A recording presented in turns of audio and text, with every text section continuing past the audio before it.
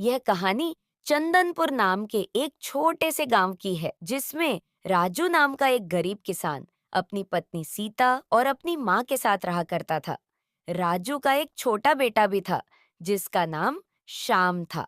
राजू के पास छोटी सी जमीन थी, जिस पर वह खेती किया करता था, जिससे कि राजू के घर का गुजारा बहुत मुश्किल से हो पाता था। और खेत में फल सब्जियां तैयार हो जाने के बाद उसे गांव के बाजार में खुद ही बेच आया करता था। इस गांव में सबसे बड़ी समस्या थी पानी की, जिसकी वजह से गांव के लोग बहुत परेशान रहते थे। राजू को पानी के लिए गांव के मदन लाल पर निर्भर रहना पड़ता था, क्योंकि राजू के पास अपना कोई कुआं नहीं था। वह अपने खेतों की सिंचाई मदन लाल के कुएं के पानी से किया करता था। सब्जी ले लो, हरी भरी ताजी ताजी सब्जियां, केवल 20 रुपए किलो। केवल 20 रुपए किलो में हरी भरी ताजी ताजी सब्जियां ले लो। अरे राजू बेटा, कैसे हो? घर में सब ठीक तो है ना? और श्याम बेटा कैसा है? चाचा, मैं ठीक हूँ। घर में भी सब ठीक है और शाम भी बिल्कुल ठीक है। बोलिए चाचा, क्या चाहिए आपको? बिल्कुल ताजी ताजी सब्जियां हैं, अभी अभी खेत से तोड़ कर लाया हूँ। बोलिए, क्या बांध दूं आपके लिए? हाँ बेटा, सब्जी तो लेनी है मुझे। राजू बेटा, मेरे लिए 2 किलो आलू और 1 किलो खीरा बांध दो। ठीक है चाचा, अभी बांध देता हूँ। बेटा तुम्हारा शुक्रिया। और अच्छा राजू बेटा, मैं अब चलता हूँ। ध्यान रखना अपना।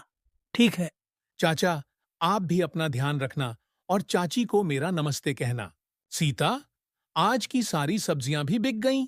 यह लो, पैसे संभाल के रख देना। मैं सोच रहा हूं इस बार खेती के लिए बाजार से अच्छी गुणवत्ता वाले खाद्य ले आऊं।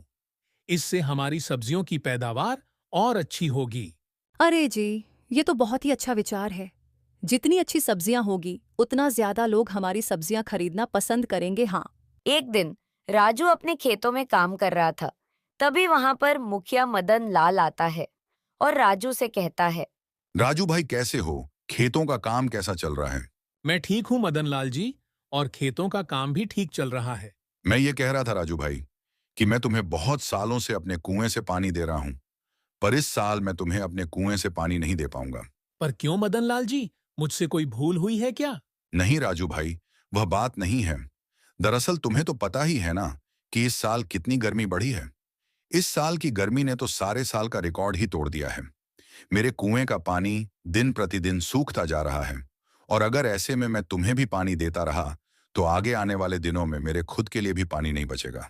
इसीलिए मैं अब तुम्हें पानी नहीं दे पाऊंगा। तुम अपना देख लेना। आप मेरे साथ ऐसा क्यों कर रहे हैं मदन लाल जी? ऐसा मत करिए भला। मैं कहां से पानी लाऊंगा? इतने सालों से तो मैं आपसे ही पानी ले रहा हूं, और अगर आपने अब पानी देना बंद कर दिया तो बिना पानी के मेरे खेतों की सारी सब्जियां सूख जाएगी। मदन लाल जी, ऐसा मत कीजिए प्लीज। देखो राजू, मैं भी मजबूर हूं। इस मई के महीने में ही इतनी ज्यादा गर्मी पड़ रही है, तो अभी पूरी गर्मी बाकी है। मई में ही गर्मी ने सबकी हालत खराब कर दी है। मैं कुछ नहीं कर सकता, तुम अपना देख लो।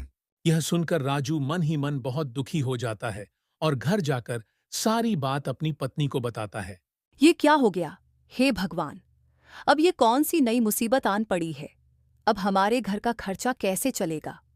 बिना पानी के हमारे खेतों की सिंचाई कैसी होगी? हे भगवान! आप तो सब देख रहे हैं ना। अब आप ही कुछ हमारी मदद करो भगवान। हम बहुत बड़ी परेशानी में हैं। ऐ जी, सुनते हो? आप चिंता मत करो। एक बार मैं मदन लाल जी से बात करके देखती हूँ। यह कहकर सीता मदन लाल से मिलने उनके घर की ओर निकल पड़ती है। मदन लाल जी, अरे ओ मदन लाल जी, घर में हो कि नहीं? अरे कौन है भाई जो इतने जोरों से चिल्ला रहा है? रुको, आता हूं। अरे सीता, तुम हो क्या? कहो, मेरे घर कैसे आना हुआ? मदन लाल जी, मुझे राजू जी ने बताया कि आपने हमें कुएं का पानी देने से मना कर दिया है।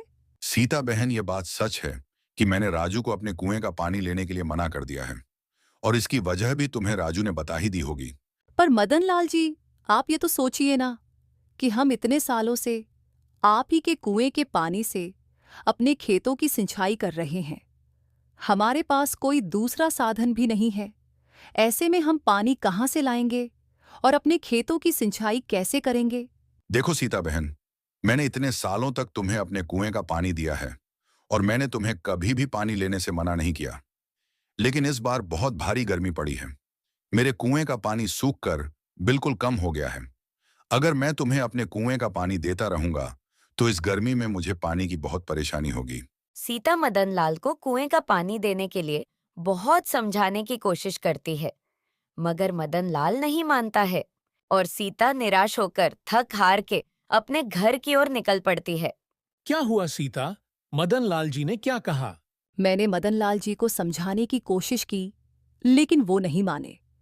वो तो बहुत निर्दयी बन चुके हैं। अरे अब पानी के बिना क्या होगा? हमारे सारे खेत तो सूख जाएंगे। ऊपर से ये मई के महीने की इतनी गर्मी। दोनों पति पत्नी इस बात से बहुत दुखी थे। राजू को तो आज बिल्कुल कुछ अच्छा नहीं लग रहा था। वह बस अपने खेतों के बारे में ही सोच रहा था। सोचते सोचते राजू को एक विचार आता है। हमारे पास इतने पैसे नहीं हैं कि हम मजदूर से कुआं खुदवा सके। लेकिन मैं सोच रहा हूं कि अगर कुआं खोदने का काम मैं अकेले ही शुरू कर दूं, तो हाँ, यही ठीक रहेगा। अरे सीता, सुनती हो? क्या हुआ राजू जी? सीता, मुझे एक विचार आया है। क्यों ना हम खुद से अपना कुआं खोदें? जी, आपका बहुत अच्छा विचार है, लेकिन अगर हम दोनों ही कुआं खोदेंगे तो इसमें हमें काफी दिन लग जाएंगे। हाँ सीता, वह तो है, लेकिन और कोई रास्ता भी तो नहीं है, और हमारे पास इतने पैसे भी नहीं है कि हम मजदूरों से कुआं खुदवा सके। आप ठीक कहते हैं जी। हम कल से कुआं खोदना चालू कर देंगे। चलो अभी आप आराम करो, तब तक कल का कल देखेंगे। अगले दिन सुबह वह दोनों कुआं खोदने के लिए खेत की ओर कस्सी लेकर निकल पड़ते हैं। खेत में पहुंचते ही वह दोनों कुआं खोदने का काम शुरू कर देते हैं। राजू जी, इस मई के महीने में ही इतनी ज्यादा गर्मी पड़ रही है। इस गर्मी में तो बहुत बुरा हाल हो रहा है। बार बार प्यास लग रही है। हाँ सीता, पर हमें धैर्य से काम लेना होगा। माना कि इस साल गर्मी बहुत ज्यादा है, लेकिन हमारे पास बस एक यही रास्ता है। इतना कहकर दोनों फिर से कड़कती धूप में कुआं खोदने का काम शुरू कर देते हैं। 10 दिन की कड़ी मेहनत के बाद आखिरकार कुआं तैयार हो जाता है। लेकिन इस बार इतनी कड़ी गर्मी पड़ी थी कि इतनी गहराई तक कुआं खोदने के बाद भी कुएं में एक बूंद पानी नहीं था। यह देख राजू और सीता बहुत परेशान हो जाते हैं और निराश मन से दोनों घर आ जाते हैं और अपने आंगन के पेड़ की छांव में बैठकर आराम करते हैं। हे ऊपर वाले, इतनी मेहनत करने के बाद भी एक बूंद पानी नहीं मिला। इतनी ज्यादा गर्मी ही पड़ रही है कि अब तो घर में भी पानी नहीं बचा है। बहुत मुश्किल से 2 घड़े संभाल कर रखे थे, वह भी खर्च हो गए हैं। मुमकिन नहीं होगा घर में पानी बचा हो। सीता, मुझे बहुत प्यास लगी है। जरा घर में एक बार जाकर देखो तो सही, किसी बर्तन में पानी है या नहीं। ठीक है जी, अभी देखती हूँ। घर में थोड़ा सा ही पानी बचा था। सीता पानी का गिलास लाकर राजू को दे देती है। ये लो राजू जी, पानी का गिलास। कोई है? क्या घर में कोई है? मदद करो प्लीज। इस गरीब की मदद करो। अरे कौन है? आया अभी, रुको। हाँ, बोलो माँ जी, क्या काम है हमसे? बेटा, इस गर्मी में बहुत प्यास लग रही है। क्या थोड़ा सा पानी मिलेगा? बहुत प्यासी हूँ। गला प्यास से सूखे जा रहा है। दूर से आई हूँ। कहीं पानी नहीं मिला। सीता और राजू बूढ़ी माँ की ऐसी हालत देखकर उन्हें पानी दे देते हैं। मुझे माफ करना माँ जी, हम गरीबों के पास घर में खाने के लिए कुछ नहीं है कि पानी के साथ आपको कुछ मीठा दे दे। बस एक यही पानी है, आप इसे पीकर अपनी प्यास बुझा लीजिए। बेटी, मेरे लिए बस यही पर्याप्त है। प्यासे गले को किसी मिठास की नहीं, बल्कि बस एक पानी की ही जरूरत होती है। धन्यवाद बेटी। मैं बहुत देर से प्यासी थी। दूर दूर तक कहीं पानी नहीं दिख रहा था। ऐसा लग रहा था बिना पानी पिए अभी चक्कर खाकर गिर जाऊंगी। लेकिन भला हो तुम्हारा, जो मुझे तुम दिखे। माँ जी, आप थोड़ा यहाँ बैठकर आराम कर लीजिए, आपको अच्छा लगेगा। नहीं बेटा नहीं, अभी मुझे बहुत ज़रूरी काम के लिए जाना है। मैं रुक नहीं सकती। लेकिन हाँ, मैं तुम्हें एक चीज़ देना चाहती हूँ। यह मटकी बहुत पुरानी मटकी है, जो काफ़ी सालों से मैंने संभाल कर रखी थी। मैंने सोचा अब बुढ़ापे में इसे कहाँ लेकर दर दर भटकती फिरूंगी। कोई भला इंसान दिखेगा तो उसे दे दूंगी। लगता है अब इस मटकी के लिए मालिक मिल गया है। यह लो, इस मटकी को तुम अपने पास रखना। और हाँ, इसे साधारण मटकी समझने की भूल मत करना। इस मटकी में तुम कोई भी ऐसी चीज डाल सकते हो जिसकी तुम्हें सबसे ज्यादा जरूरत है। अच्छा बेटा, तो मैं अब चलती हूँ। इतना कहकर माँ जी वहां से चली जाती हैं। सीता, माँ जी ने कहा, इस मटकी में वही चीज डालना जिसकी तुम्हें जरूरत है। अभी तो हमें इस गर्मी में प्यास लग रही है, इसमें पानी डालकर देखते हैं। लेकिन इसमें पानी कहाँ से डालें? हमारे पास तो पानी ही नहीं बचा है। अब हम पानी कहाँ से लाएं? रुकिए, मैं देखती हूँ इस गिलास में थोड़ा पानी बचा है। क्यों ना यही डालकर देखा जाए। सीता गिलास में पड़े पानी की कुछ बूंदें मटके में डालती हैं और देखते ही देखते घड़ा पूरी तरह पानी से भर जाता है। यह देखकर सीता और राजू खुश हो जाते हैं। देखिए राजू जी, यह तो एक जादुई मटका है। देखो देखो, इसमें कितना ज्यादा पानी है। हाँ सीता, यह सब माता रानी की ही कृपा है। आपका बहुत बहुत धन्यवाद माता रानी। इस परेशानी की घड़ी में आप हमारे द्वार पर आए और हमारी मदद की। अगले दिन राजू और सीता दोनों अपने खेतों में काम के लिए निकल जाते हैं और अपने साथ में पानी की मटकी भी ले जाते हैं। सीता पानी की मटकी को कुएं के पास रख देती है और दोनों खेतों में काम करने लग जाते हैं। कड़कती धूप में काम करने के बाद राजू और सीता दोनों को प्यास लग जाती है और राजू सीता से कहता है, सीता, इस गर्मी में बहुत प्यास लग रही है। चलो मटके से पानी निकालकर पीते हैं।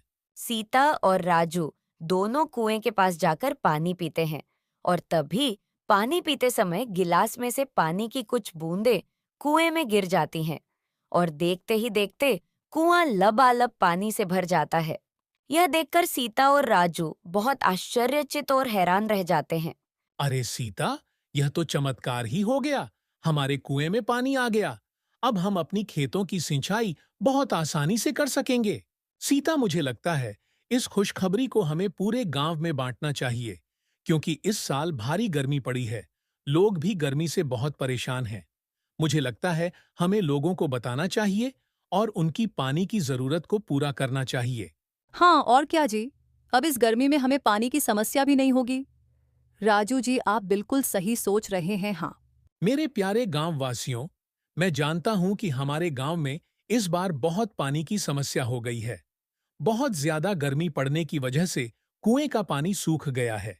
इस समस्या का समाधान मैंने ढूंढ निकाला है। मैंने एक कुआं खोदा है और उसमें बहुत सारा पानी है और मैं चाहता हूं कि मेरे साथ साथ आप गांववासी भी उस पानी का इस्तेमाल करें। अरे राजू भाई, आपका बहुत बहुत धन्यवाद। हम काफी दिनों से पानी से परेशान थे। हमारे भी कुएं सूख गए हैं। राजू बेटा, मैं भी पानी के लिए कई दिनों से परेशान था। तुमने इस समस्या का हल निकाला है। भगवान तुम्हारा हमेशा भला करें बेटा। धीरे धीरे गर्मी बहुत बढ़ती जा रही थी। गांव के सारे कुएं सूखे जा रहे थे। अब गांव में केवल एक ही कुआं था जिसमें पानी था। वह था राजू का कुआं। गांव के लोग राजू के कुएं से पानी ले जाया करते थे। वहीं दूसरी तरफ अब मदद लाल का कुआं बिल्कुल सूख चुका था। उसके कुएं में एक बूंद पानी नहीं बचा था, जिसकी वजह से मदन लाल बहुत परेशान हो गया था। तभी मदन लाल को गांव वालों से खबर लगती है कि राजू का भी एक कुआं है और सारे गांव वाले वहीं से पानी भर रहे हैं। मदन लाल ये बात सुनकर राजू के खेत में जाता है और राजू के कुएं में इतना पानी देखकर बहुत हैरान हो जाता है और वह राजू से मिलकर कहता है, राजू, मेरे कुएं का पानी बिल्कुल सूख गया है। मेरे कुएं में एक बूंद पानी नहीं बचा है। क्या तुम मुझे अपने कुएं का पानी दे सकते हो? हाँ मदन लाल जी, आप यह कैसी बातें कर रहे हैं? भला इसमें भी कोई पूछने की बात है? इतने सालों तक आपने हमारी मदद की है और इस मुश्किल की घड़ी में हमें एक साथ मिलकर रहना चाहिए। आप जितना चाहे उतना पानी यहाँ से ले सकते हैं। राजू की यह बात सुनकर मदन लाल को अपनी गलती का एहसास होता है और वह राजू से माफी मांगता है। राजू, मुझे माफ कर दो। मैंने तुम्हारे साथ बहुत बुरा व्यवहार किया। मुश्किल घड़ी में मैंने तुम्हारा साथ छोड़ दिया था, लेकिन तुमने मेरा साथ नहीं छोड़ा। धन्य हो, तुम्हारे जैसे लोगों की वजह से इस धरती पर अच्छाई अभी जिंदा है। तो हमें इस कहानी से यह सीख मिलती है कि हमें हर मुश्किल घड़ी में किसी न किसी की मदद करनी चाहिए और अच्छे कर्म का अच्छा फल एक ना एक दिन जरूर मिलता है।